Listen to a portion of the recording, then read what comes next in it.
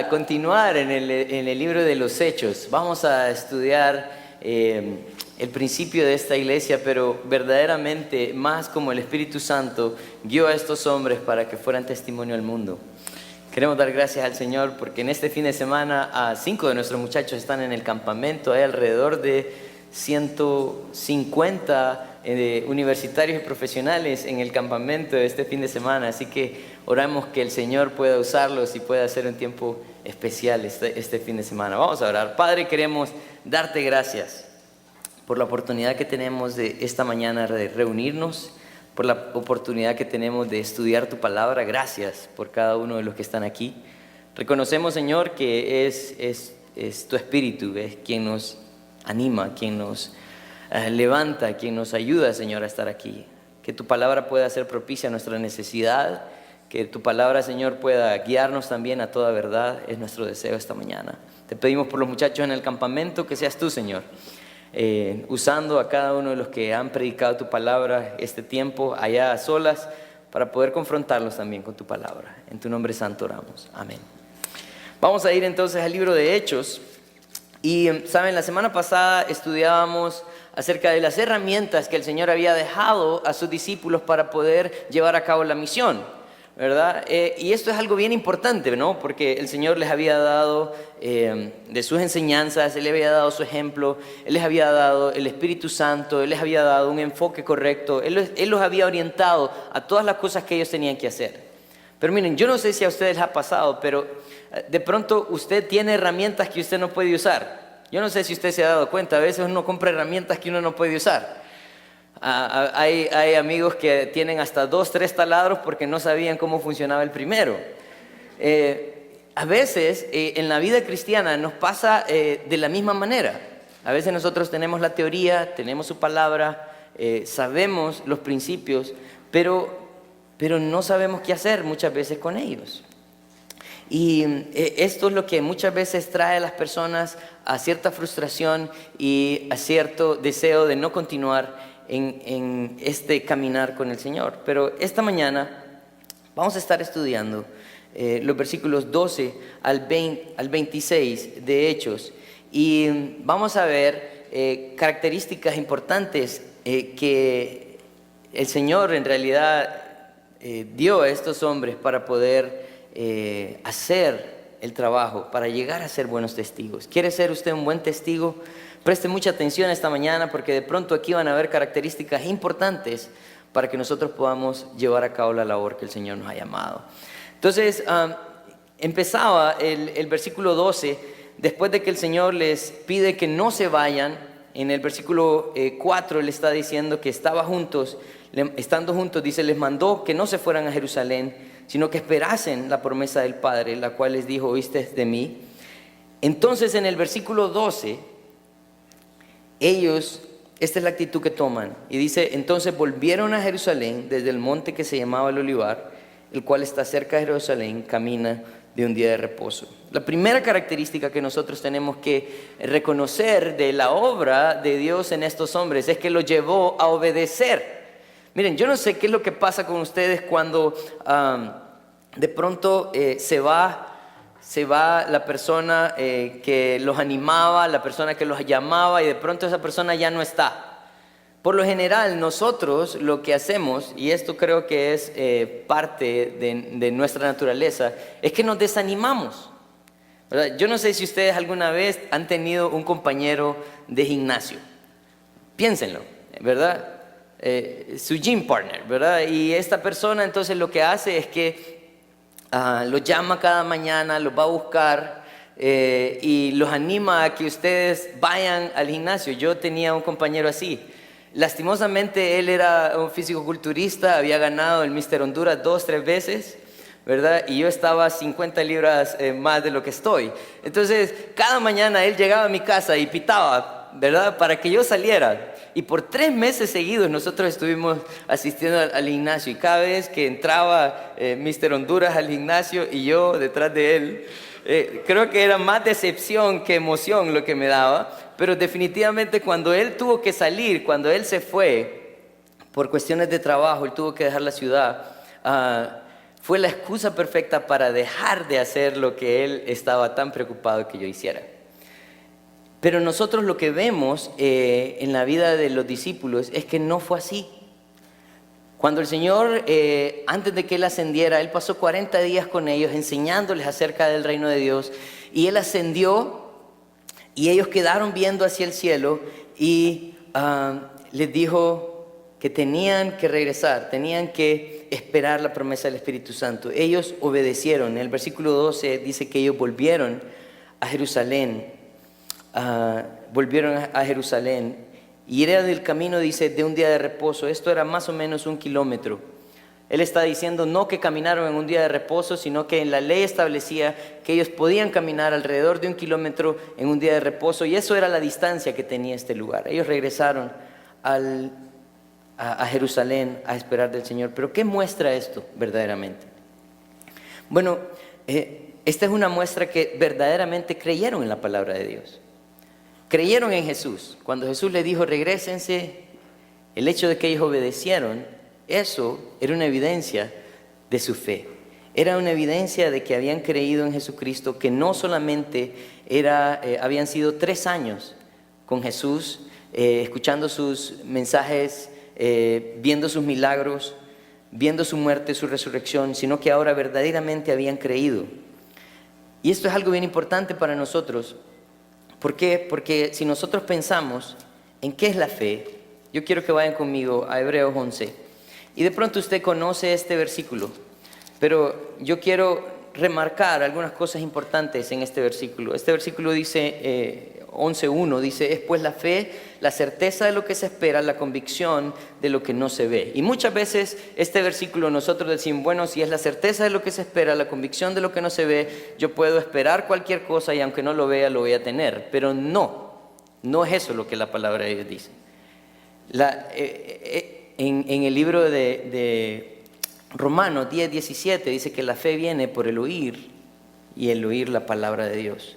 O sea que era el resultado de oír la palabra de Dios y obedecer la palabra de Dios lo que mostraba la fe en cada uno de nosotros. Si ustedes van unos versículos más abajo, dice el versículo 4, dice, por la fe Abel ofreció a Dios más excelente sacrificio que Caín.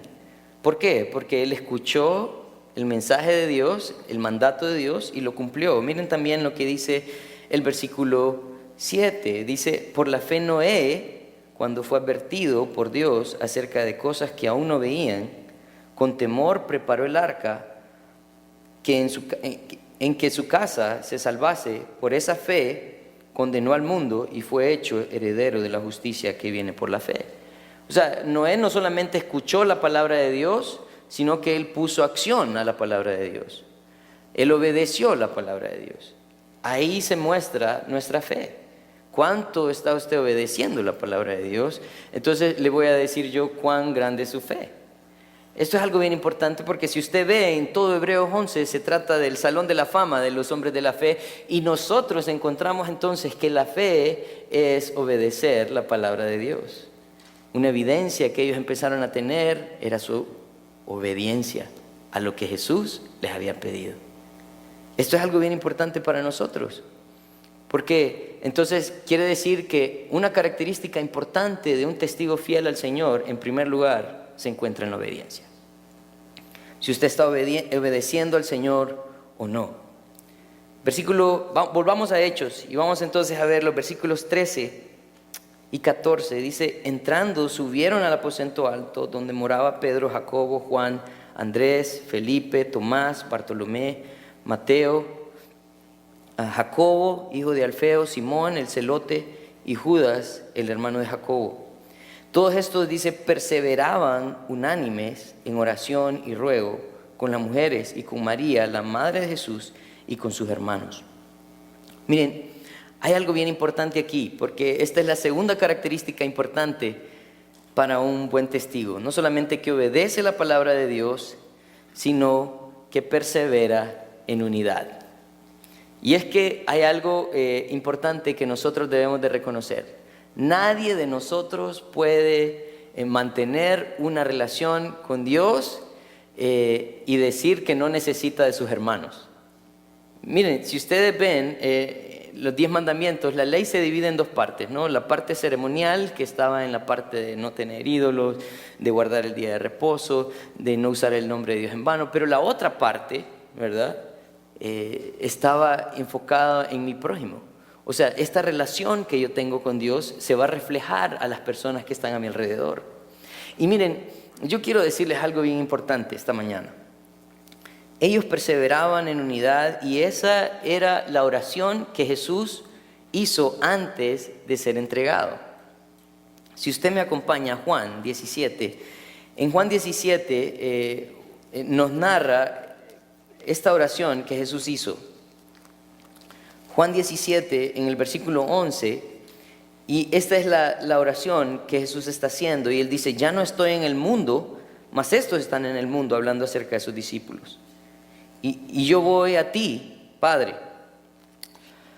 Dice: Padre Santo, a los que me has dado, guárdalos en tu nombre, para que sean uno, así como nosotros. Hablando de Jesús y el Padre. Pero ¿qué fue lo que hizo esta relación de Jesús y el Padre en cuanto a la obra que Él hizo? Bueno, si quieren, veamos entonces unos versículos más atrás. Dice: y esta es la vida eterna, que te conozcan a ti, versículo 3, siempre del 17, el único Dios verdadero, y a Jesucristo, a quien has enviado. Dice: yo te he glorificado en la tierra y he acabado la obra que me diste que hiciese. Ahora pues, Padre, glorifícame tú al lado tuyo con aquella gloria que tuve contigo antes que el mundo fuese. He manifestado tu nombre a los hombres que del mundo me distes, tuyos eran, me los distes y han guardado tu palabra. Ahora han conocido que todas las cosas me han sido dado, todo me ha sido dado, todo lo que me ha sido dado procede de ti. Versículo 8, porque las palabras que me distes les he dado, y ellos recibieron y han conocido verdaderamente que salí de ti, y han creído que tú me enviaste. La relación estrecha que tenía Jesús con el Padre le llevó entonces a dar un verdadero testimonio de quién era y el propósito de Dios. La importancia que hay en la unidad es esto mismo. ¿Saben cuál es el problema de las iglesias hoy en día? Que las iglesias se multiplican como fruto de divisiones, no de multiplicaciones. De pronto lo que está haciendo Impacto es algo no común, ¿verdad? Y de pronto muchos dudan: ¿será que se están dividiendo? No, nos estamos multiplicando. El deseo nuestro es que podamos ser uno para hacer testimonio al mundo de un Dios verdadero. De un Dios verdadero. Entonces ellos estaban perseverando juntos, estaban entonces cumpliendo ese deseo que el Señor había pedido al Padre. Pero miren, ¿quién era este grupo? ¿Quién era este grupo? Porque en Hechos narra los nombres de los discípulos. Y yo quiero decirles más o menos cómo estaba conformada esta selección, ¿verdad? Quiero decirles más o menos cómo estaba conformada esta selección. Esta selección estaba conformada no de los hombres más capaces. Es más, si ustedes ven en el versículo 11, cuando los ángeles se acercaron a ellos, les dijo: varones galileos. Y yo quiero decirles, los galileos no eran los más brillantes, no eran la raza con mejor pedigrí, no. Los galileos por lo general eran personas que estaban dedicadas a la agricultura, a la pesca, eran, por así decirlo, el rubro laboral, ¿no? Quien echaba a andar, por así decir, parte de la economía de aquellos tiempos, pero no era el grupo donde se encontraban los más brillantes. Dentro de este grupo entonces teníamos pescadores. Dentro de este grupo también teníamos cobradores de impuestos, o sea, personas que trabajaban con el gobierno romano para cobrar el impuesto de su propio pueblo. También en este grupo teníamos personas que estaban en contra del Imperio Romano, ¿verdad? Simón es mencionado en el versículo 13 como Simón el celote. Los celotes era, por así decirlo, el grupo que estaba en contra del gobierno y que se resistía a él. Ahí lo voy a dejar. Ahí lo voy a dejar. Pero algo interesante de esto es que Dios unió a un grupo que de pronto no eran los más brillantes, no eran de pronto los que tenían los mismos ideales, pero, miren, Cristo unió este grupo. Porque lo más importante no eran sus inclinaciones políticas, ¿verdad? No era lo que pensaban, ni siquiera sus inclinaciones religiosas, porque había otro grupo religioso que eran los judíos, ¿verdad? Que eran los que prácticamente mandaban en ese momento, sino que fue Cristo, su sacrificio, su obra, su ejemplo, quien cambió las vidas de estas personas. Entonces vemos que de pronto no eran el mejor grupo, pero estaban perseverando unánimes, ¿verdad? Pero hay algo bien importante aquí, porque miren, en el versículo 14 dice, todos estos perseveraban unánimes en oración y ruego con las mujeres y con María, la madre de Jesús, y con sus hermanos.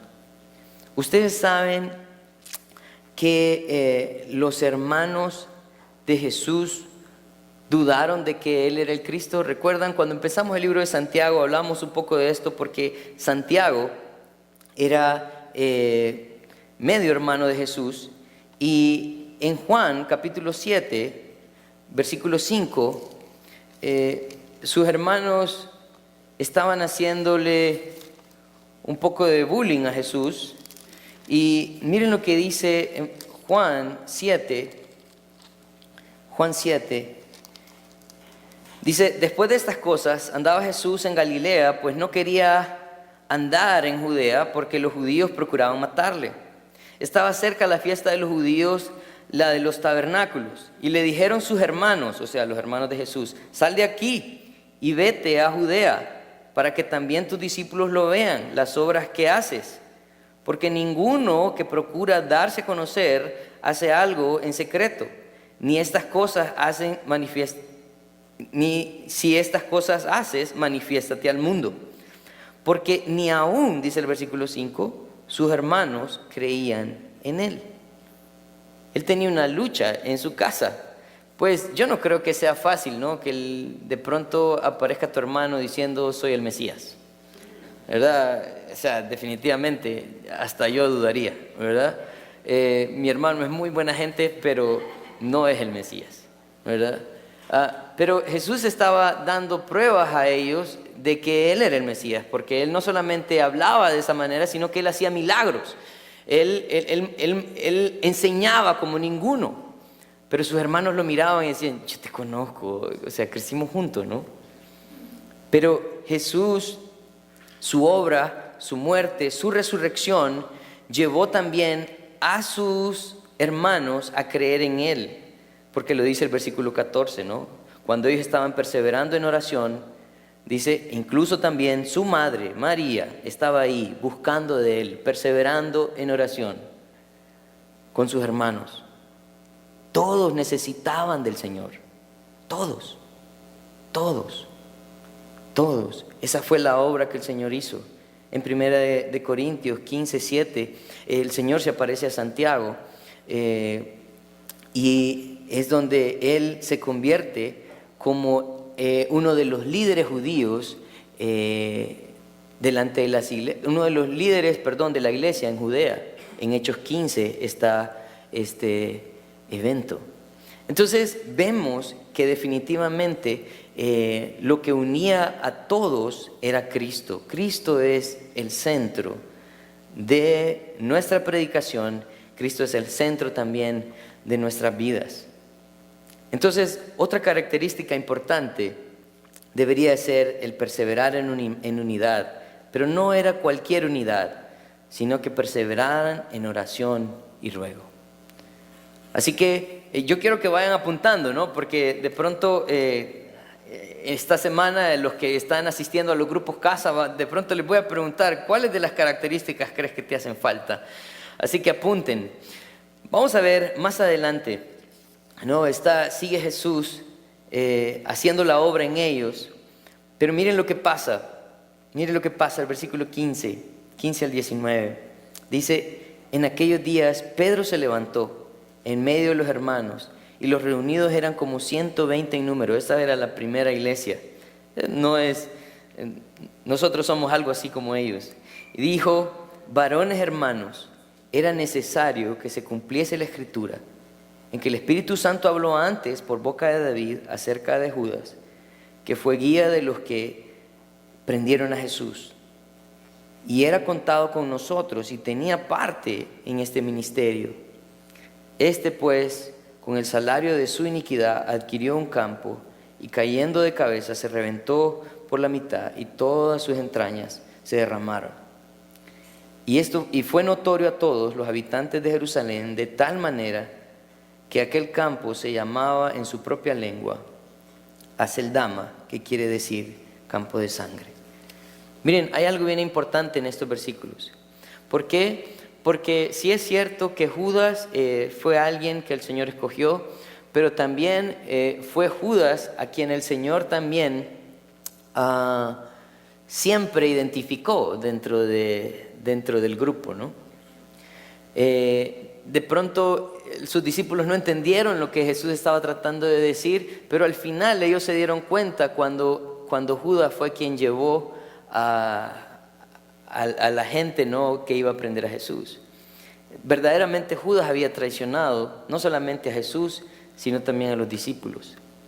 Pero miren, hay algo bien importante en esto, porque muchas veces nosotros dejamos de asistir a una iglesia o dejamos de buscar del Señor porque hay gente que nos traiciona. ¿Sí? Hay gente que nos traiciona. Hay gente que de pronto, la cual yo tenía puesta mi confianza, ¿verdad? Personas que eran cercanas a mí y de pronto me traicionan. Y eso hace que de pronto nuestra idea de iglesia, nuestra idea de buscar del Señor cambie. A veces esto puede ser como una buena excusa para alejarme del Señor. Pero quiero decirte algo. Me gustó una prédica que escuchaba esta semana y que el pastor decía, si la traición de Judas te desanima, que la resurrección de Cristo te anime. Porque si es cierto, los hombres te van a fallar, tu pastor te puede fallar, tus amigos te pueden fallar, tus compañeros de trabajo, tus socios, todos te pueden fallar. Pero Cristo demostró que Él era confiable. Él demostró que sí podían depositar su confianza en Él, que sí podían caminar con Él, que sí Él tenía todo lo que ellos necesitaban para seguir adelante. Así que ellos no se desanimaron, sino que reconocieron que era la voluntad de Dios. Si nosotros vamos al Salmo 109, estas son las palabras que él está citando, Pedro, cuando está hablando acerca de Judas. En Salmo 109:8, él dice, sean sus días pocos, tome otro su lugar. En cuanto a los días de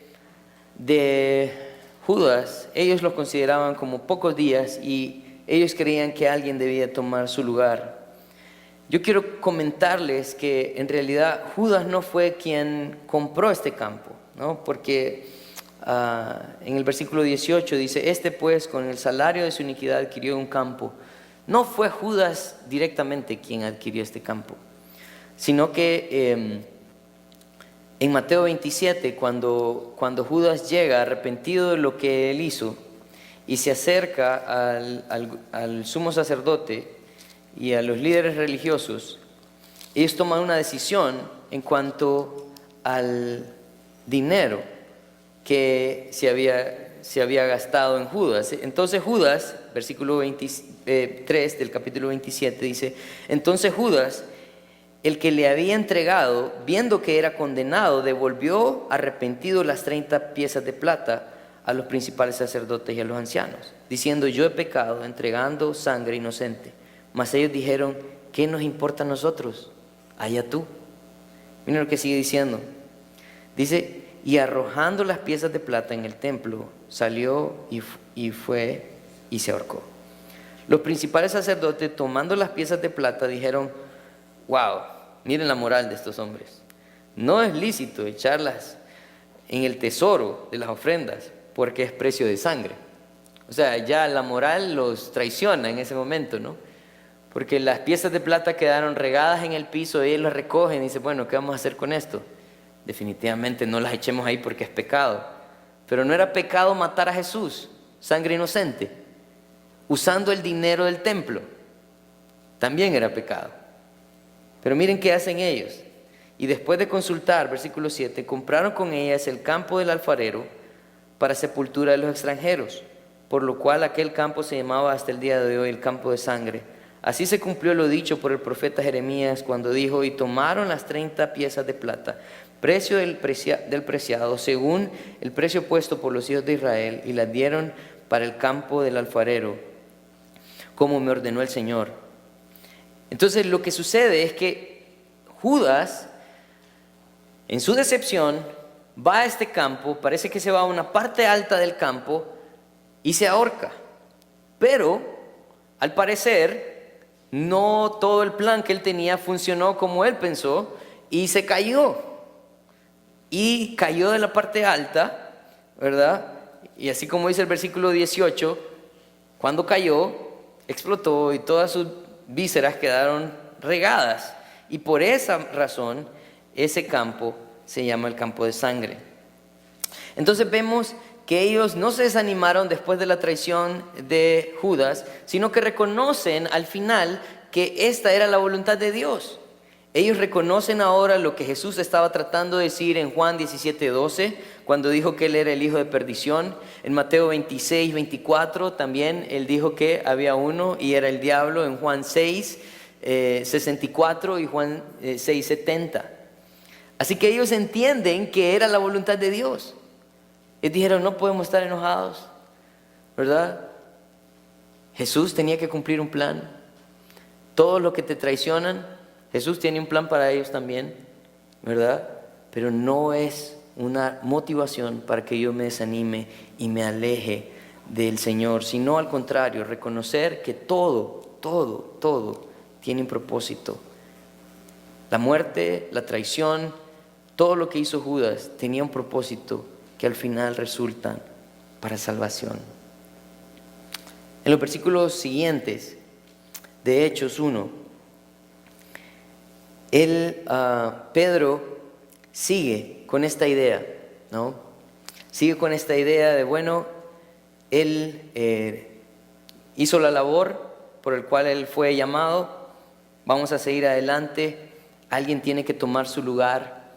Y muchas personas, miren, muchas personas que estudian la Biblia, ellos creen que de pronto lo que ellos están a punto de hacer fue un acto deliberado, que no, en realidad ellos no tenían razón para hacerlo, porque en los últimos versículos del capítulo 1, ellos toman la decisión de suplantar a Judas. Pero yo quiero decirles algo. Verdaderamente ellos estaban tratando de llevar a cabo el mandato que el Señor les había dado. El mandato era ir por todo el mundo, empezando en Judea, Samaria y hasta lo último de la tierra. ¿Saben lo que necesita la obra de Dios? Obreros. Eso es lo que necesita la obra de Dios. Y ellos definitivamente reconocían que necesitaban la ayuda y ellos deciden hacer lo siguiente. Miren lo que dice el versículo 20, dice, porque está escrito en el libro de los Salmos, sean hecha desierta su habitación y no haya quien more en ella, y tome otro su oficio. Versículo 21 dice, es necesario pues que de estos hombres que han estado junto con nosotros todo el tiempo que el Señor Jesús entraba y salía entre nosotros, comenzando desde el bautismo de Juan hasta el día en que de entre nosotros fue recibido arriba, uno se ha hecho testigo con nosotros de su resurrección. Y señalaron a dos, a José llamado Barsabás, que tenía por sobrenombre el Justo, y a Matías. Y orando dijeron, tú, Señor, que conoces los corazones de todos, muestra cuál de estos dos has escogido para que tome la parte de este ministerio y apostolado, de que cayó Judas por transgresión para irse a su propio lugar. Y les echaron suertes, y la suerte cayó sobre Matías, y fue contado con los 11. Miren, hay algo bien importante aquí. ¿Por qué? Porque necesidad había de gente que sirviera. Y ellos toman el tiempo para poder marcar cuáles eran los parámetros de un apóstol. En primer lugar, tenía que ser llamado por Jesús. Jesús ya no estaba. Así que ellos están diciendo, bueno, Jesús no está, pero hay algunas características que tenían todos los apóstoles, ¿verdad? Y ellos las marcan. En primer lugar, tenían que haber sido partícipes del servicio de Jesús, ¿verdad? El versículo 21 dice: es necesario que estos hombres que han estado junto con nosotros todo el tiempo, el que el Señor Jesús dice, entraba y salía entre nosotros. O sea, era necesario que un apóstol cumpliera el requisito de ser parte del servicio con Jesús.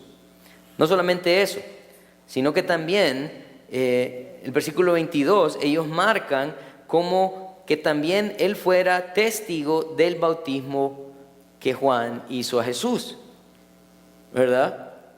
No solamente eso, sino también que él fuera testigo de su resurrección, según el versículo 22. Yo les quiero preguntar, ¿será entonces que nosotros podemos elegir apóstoles en la iglesia? Bueno, tienen que tener por lo menos estos 3 requisitos: haber servido con Jesús desde el principio, ¿verdad? Tuvieron que haber sido testigos de su bautismo y testigos de su resurrección. Estas eran las características para un apóstol, que fue marcada por ellos, ¿verdad? Y de este grupo solo habían 2 personas. Solo habían 2 personas. Uno era Barsabás, que tenía por sobrenombre el justo, y también Matías. Y miren, hay algo importante aquí, porque ellos dijeron, bueno, estas son las únicas 2 personas que cumplen los requisitos. Oraron y reconocieron que el Señor era el único que tenía el conocimiento de qué es lo que había en los corazones, y echaron suerte. Y muchas personas a veces piensan que este es un versículo entonces que les da lugar para ir a un lugar y echar suertes. Pero no. Miren, yo quiero decirles y quiero recordarles qué es lo que está sucediendo en este momento. ¿Recuerdan cuál era la obra del Espíritu Santo? Parte de la obra del Espíritu Santo era convencernos de pecado, justicia y juicio. El convencimiento. No solamente eso, sino que también era nuestra guía. Él era quien nos guía. El Espíritu Santo es quien nos guía. En este momento ellos no tienen el Espíritu Santo. Y saben, anteriormente, antes de este momento, tampoco tenían el Espíritu Santo. En el Antiguo Testamento no tenían el Espíritu Santo. Y yo quiero que vayan conmigo a Levítico 16. Levítico 16, versículo 8 al 10. Y miren lo que dice, y echará suertes Aarón sobre los 2 machos cabríos, una suerte por Jehová y otra suerte por Azazel. Y hará traer Aarón macho cabrío sobre el cual cayere la suerte por Jehová, y lo ofrecerá en expiación.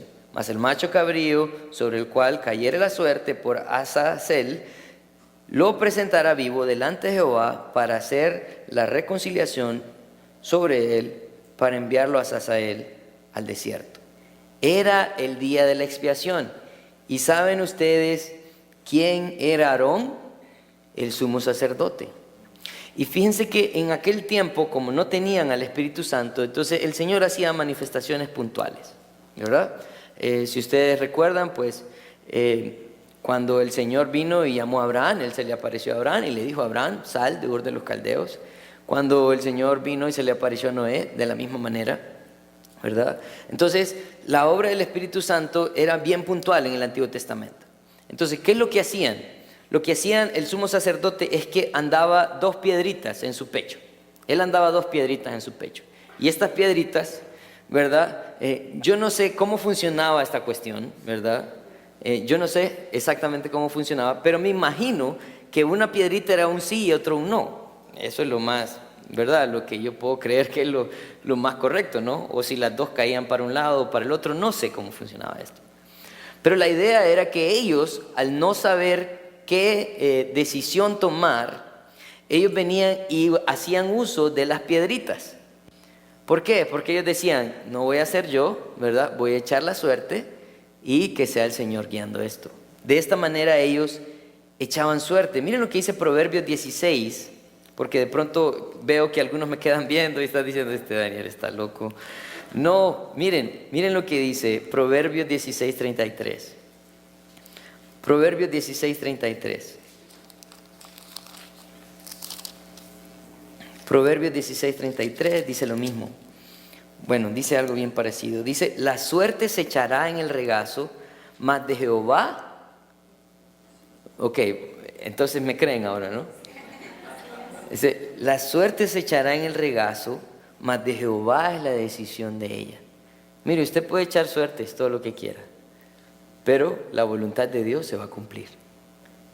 Eso es cierto. En Proverbios 3, 5 y 6, miren lo que dice.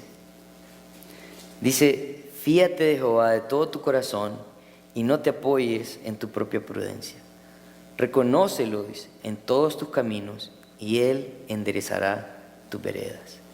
Entonces, verdaderamente ellos estaban tratando de buscar la voluntad de Dios basándose en la palabra de Dios, en primer lugar, ¿verdad? En la oración y dejando que Él fuera quien lo guiase. No su voluntad, sino buscando la voluntad de Dios. Yo quiero preguntarles esta mañana, ¿verdad? Y ya estoy a punto de terminar. ¿Cuántas de estas características cree usted que son necesarias el día de hoy? ¿Qué tan importante cree usted que es la obediencia a la palabra de Dios? Cuando Josué le tomó el puesto de Moisés para que él dirigiera al pueblo, en Josué 1:8, él le decía, nunca se apartará de tu boca este libro de la ley, sino que de día y de noche meditarás en él, para que guardes y hagas conforme a todo lo que en él está escrito. Porque entonces, este es el resultado, harás prosperar tu camino y todo te saldrá bien. ¿Cuán importante es la obediencia a la palabra de Dios? ¿Cuán importante cree usted que nosotros como iglesia lleguemos a ser uno para poder testificar el mismo mensaje y al mismo Cristo? ¿Cuán importante cree usted que nosotros reconozcamos que todo lo que sucede en esta vida tiene un propósito para bien a los que aman al Señor? Si nosotros reconocemos que la voluntad de Dios está expresada siempre en todas las cosas que suceden, nos vamos a dar cuenta que Dios siempre tiene el control de todo, aun cuando nosotros tomamos malas decisiones. ¿Cómo está buscando usted la voluntad de Dios? Miren, esto es algo bien importante. ¿Por qué? Porque no se basan en emociones, sentimientos, no se basan en un estado de ánimo. Se están basando en la palabra de Dios, en la oración y en su voluntad. Así que quiero terminar con unas conclusiones esta mañana. Si el Señor nos ha dado todas las herramientas para ser buenos testigos, no dudemos en hacer lo necesario para cumplir esa misión. Para hacer lo necesario, entonces usted debe tener estas características, crecer en ellas. Perseverar unidos es un buen síntoma de que entendemos la labor que tenemos por delante. Somos un cuerpo, ¿verdad? Si ustedes estudian en Romanos 12, nos está diciendo que todos somos necesarios, todos somos necesarios. Entender la importancia de la palabra de Dios nos ayuda a reconocer y a buscar su voluntad. No hay otro lugar, no hay otro lugar. Vamos a orar. Padre, queremos esta mañana reconocerte, Señor, reconocerte en todos nuestros caminos. Queremos, Señor, reconocer que así como tus discípulos empezaron a obedecer, empezaron a perseverar, empezaron, Señor, a buscar tu voluntad, a reconocer tu voluntad, así nosotros también necesitamos caminar delante de ti cada día, para poder dar un buen testimonio de lo que tú eres y de lo que tú has hecho en nosotros. Padre, gracias por tu palabra y ayúdanos a vivir a través de ella. En tu nombre santo.